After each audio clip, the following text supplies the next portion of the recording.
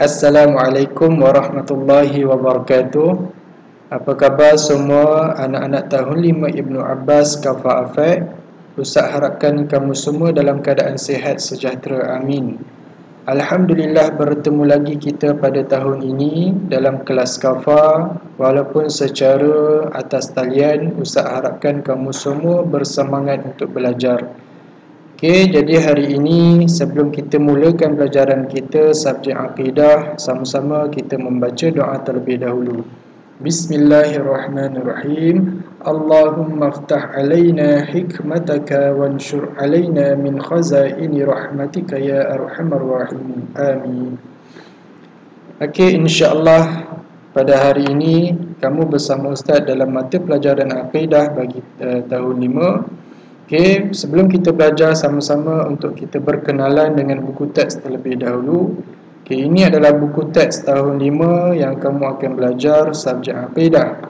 Okey, kemudian di sebelah ini berkenaan dengan tajuk-tajuk besar yang kamu akan belajar dalam subjek akidah ini.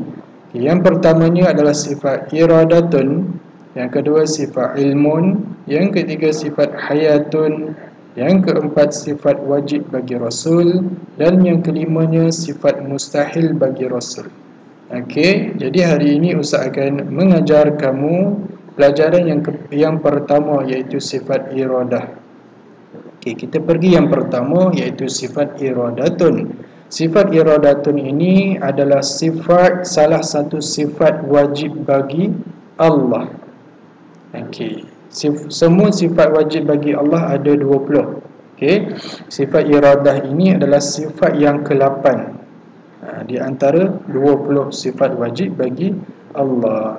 Okey, dalam sifat iradah ini kita akan belajar berkenaan dengan yang pertamanya pengertian sifat iradah. Okey, apa maksud iradah? Kemudian yang keduanya dalil naqli sifat iradah. Yang ketiganya dalil akli sifat iradah. Yang keempat hukum mempercayai sifat iradah. Yang kelima kesan beriman dengan sifat iradah. Dan yang keenam akibat mengingkari sifat iradah. Okay, semua tajuk-tajuk kecil ini kita akan belajar satu persatu insya-Allah. Jadi hari ini Ustaz nak kita akan belajar berkenaan dengan pengertian sifat iradat dan juga dalil naqli sifat iradat insya-Allah. Okey. Kita pergi yang pertama, iaitu berkenaan dengan pengertian sifat iradat. Okey, apa maksud iradatun? Okey, iradatun ini adalah artinya berkehendak. Iradatun artinya berkehendak. Maksud berkehendak di sini adalah berkeinginan. Kita inginkan sesuatu, berkehendak, ataupun berkemahuan, mahukan sesuatu.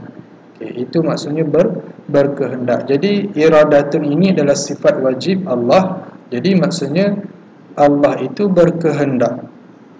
Iradah adalah Allah itu berkehendak. Apa maksud Allah itu berkehendak? Kita pergi yang kedua. Allah berkehendak melakukan semua perkara tanpa bergantung dengan sesuatu. Ini maksud Allah berkehendak. Allah berkehendak maksudnya Allah ingin, Allah berkeinginan, Allah berkemahuan untuk melakukan semua perkara tanpa bergantung dengan sesuatu. Tanpa bergantung dengan sesuatu ni maksudnya tanpa ada pertolongan yang lain. Allah ingin melakukan sesuatu benda itu tanpa ada pertolongan yang lain pun. Contohnya Allah ingin jadikan langit. Allah tidak ada pun bantuan pertolongan yang lain untuk jadikan langit tersebut. Jadi apabila Allah nak lakukan sesuatu, Allah boleh lakukan dengan sendiri. Itu maksudnya Allah itu berkehendak. Kemudian yang ketiga, kehendak manusia tidak sama dengan kehendak Allah. Keinginan kita ni tidak akan sama dengan keinginan Allah untuk jadikan sesuatu benda. Kenapa? Kerana yang keempatnya, kehendak manusia terbatas, tetapi kehendak Allah tidak terbatas. Ini adalah perbezaan. Kenapa tidak sama?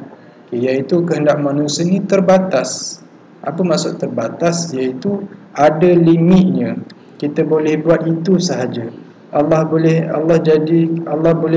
bagi kita untuk jadikan sesuatu benda itu hanya itu sahaja. Tetapi tidak boleh nak banding dengan Allah. Allah itu jauh lebih hebat daripada kita.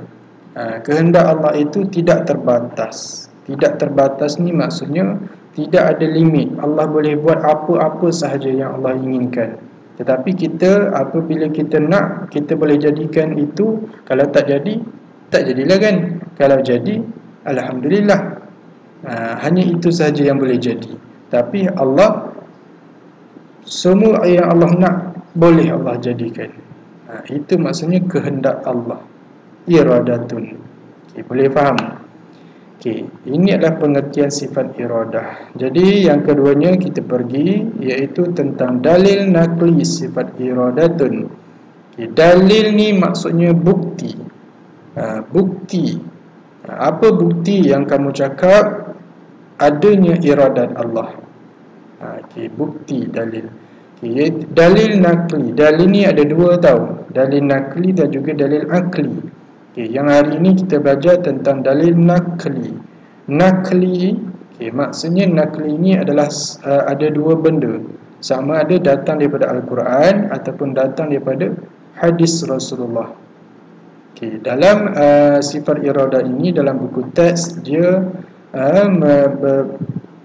mengeluarkan dalil daripada Al-Quran. Yang pertamanya dalil daripada Al-Quran, iaitu daripada surah Yasin ayat ke-82 yang membuktikan Allah itu iradat. Firman Allah Ta'ala, innama amruhu idza arada syai'an an yakula lahu kun fayakun. Maksudnya, sesungguhnya keadaan kekuasaannya apabila ia menghendaki adanya sesuatu benda, hanyalah ia berfirman kepada hakikat sesuatu itu, jadilah engkau, maka terus benda itu menjadi.